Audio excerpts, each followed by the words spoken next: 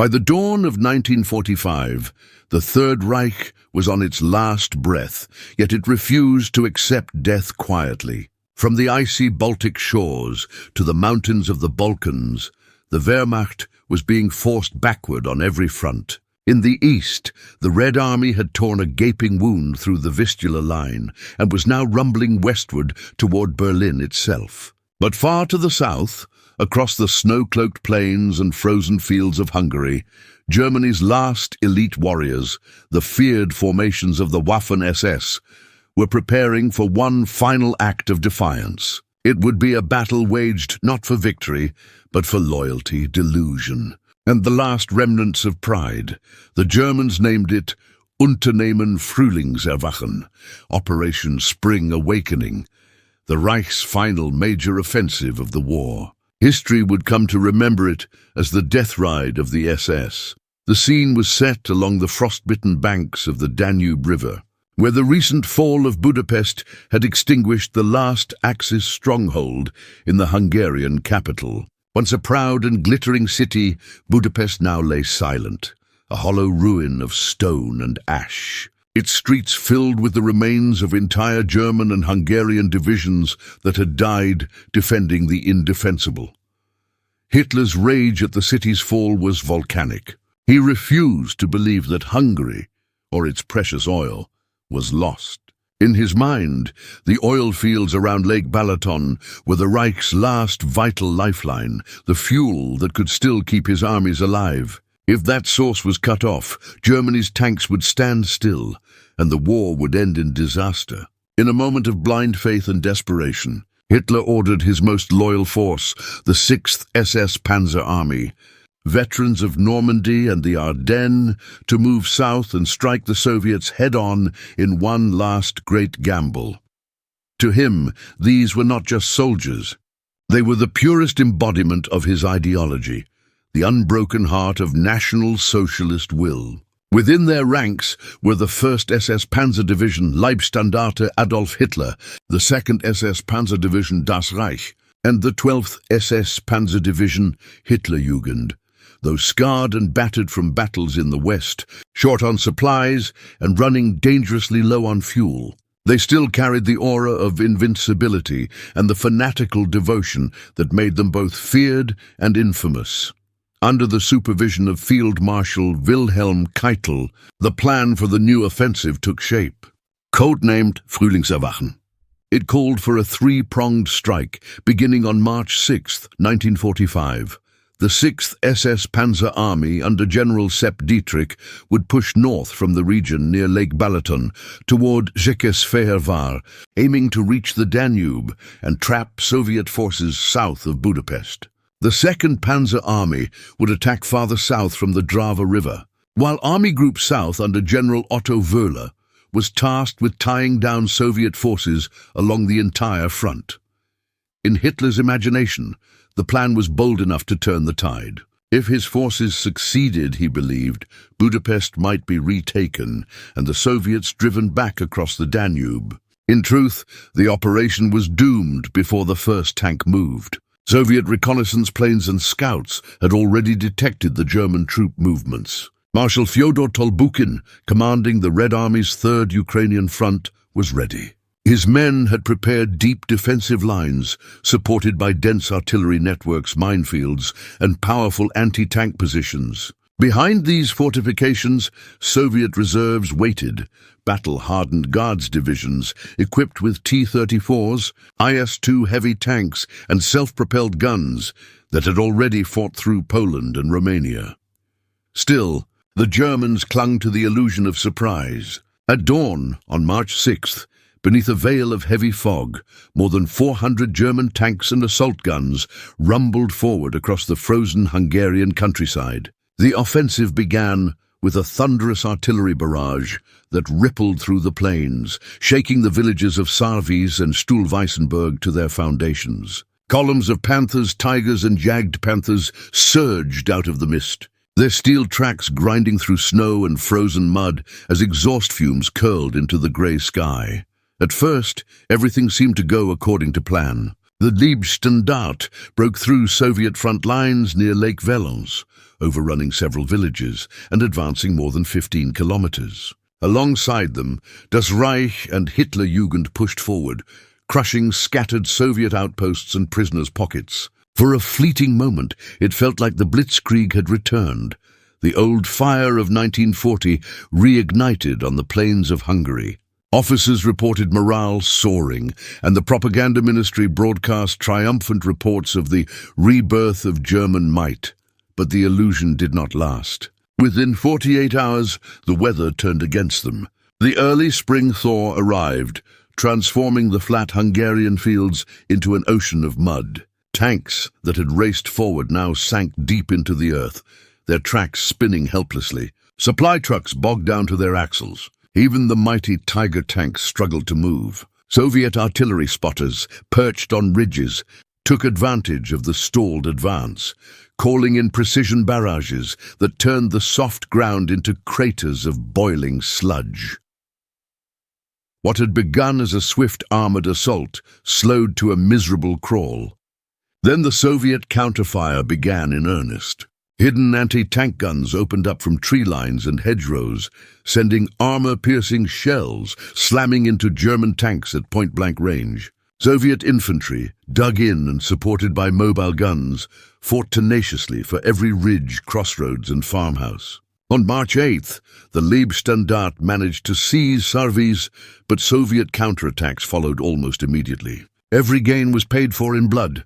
The German advance, once full of momentum, now staggered to a halt. Sepp Dietrich, exhausted and furious, begged Hitler for permission to withdraw and regroup. But the Führer refused. He insisted that the offensive continue, declaring that failure by the SS would mean personal betrayal. To Hitler, these divisions were the sacred symbol of his cause. They could not retreat without betraying their oath. So Dietrich pressed forward, his forces low on fuel, short on ammunition, and running on little more than faith and fear. By mid-March, the truth was undeniable. The German spearheads had advanced less than 30 kilometers.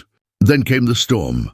Soviet reserves, including the 5th Guards Army and the 6th Guards Tank Army, struck back with overwhelming force. Their T-34s rolled forward in waves, supported by thunderous artillery that pounded the landscape for hours. The villages of Enying, Simontornia and Abba became infernos of flame and steel.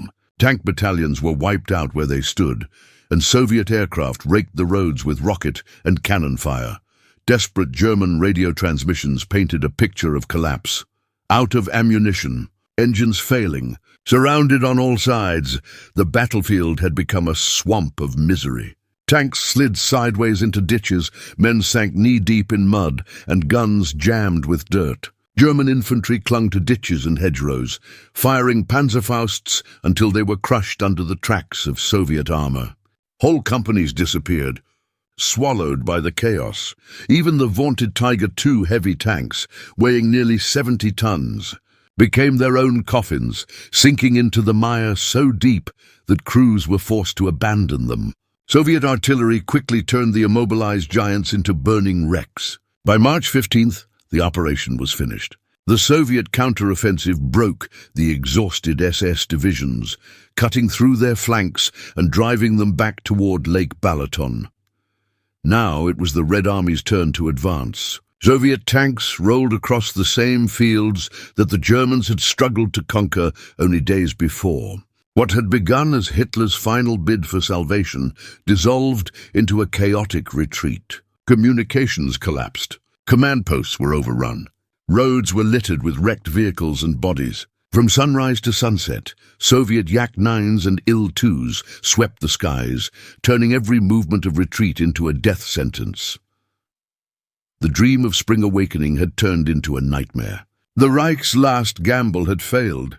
Crushed under mud, steel, and the weight of reality, the frozen marshes and half-melted lakes that once slowed the German advance now became death traps for their retreat. Tanks that had rumbled forward days earlier plunged through thin ice, vanishing into black water along with their crews. Men who tried to flee across the frozen flats were swallowed whole by collapsing sheets of ice. Amid the chaos, word reached Berlin, and Hitler's rage erupted. On March 19th, he issued one of his most infamous decrees, accusing the Sixth SS Panzer Army of cowardice and treachery.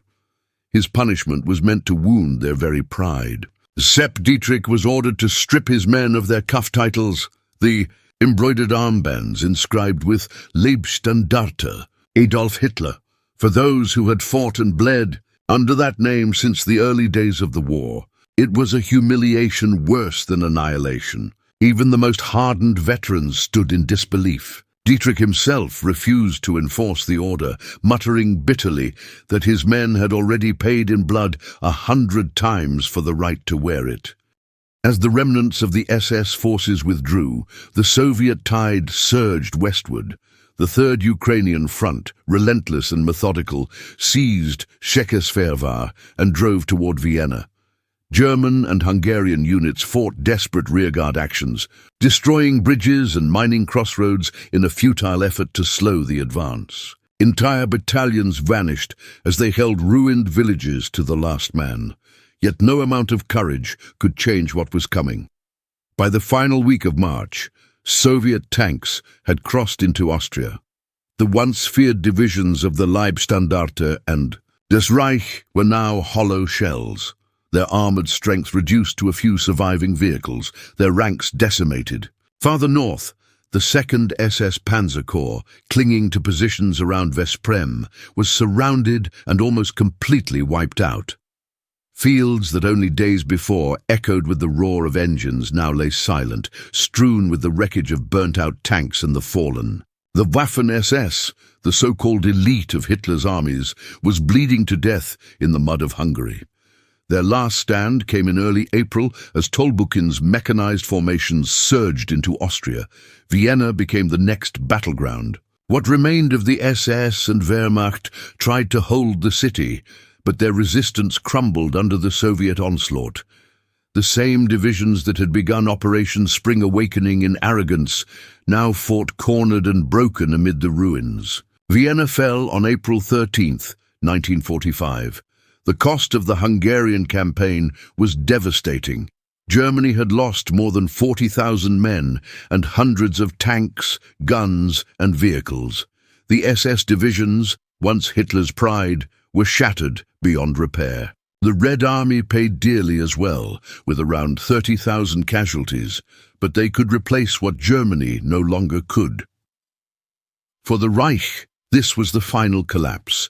The offensive had consumed its last reserves of fuel, its final serviceable tanks, and the last remnants of hope. Historians would later argue about why Hitler had unleashed such a doomed campaign.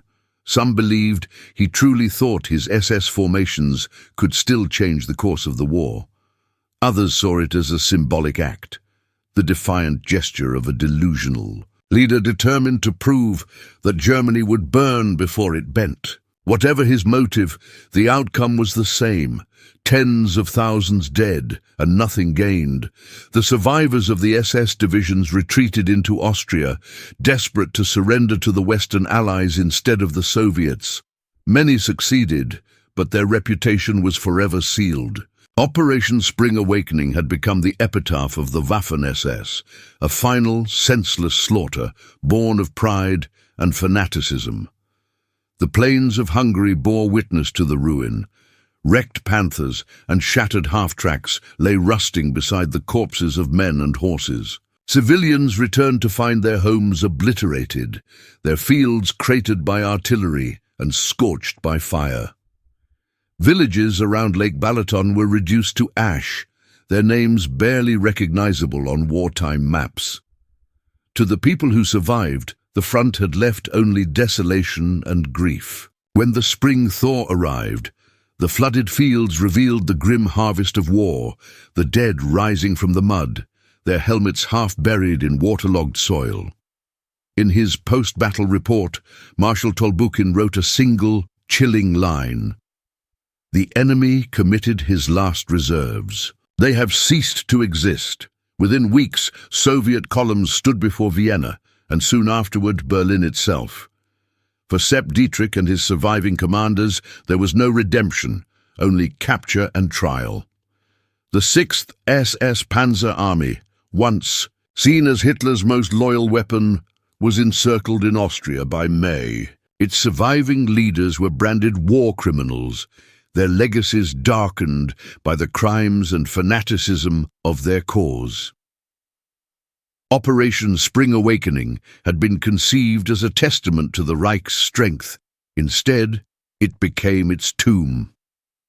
When the guns finally fell silent, Hungary's fields were littered with rusting armor, the hulks of Panthers and T-34s alike slowly sinking into the soil. For years, farmers would plow around the twisted remnants of that last battle, fragments of a war that had consumed an empire.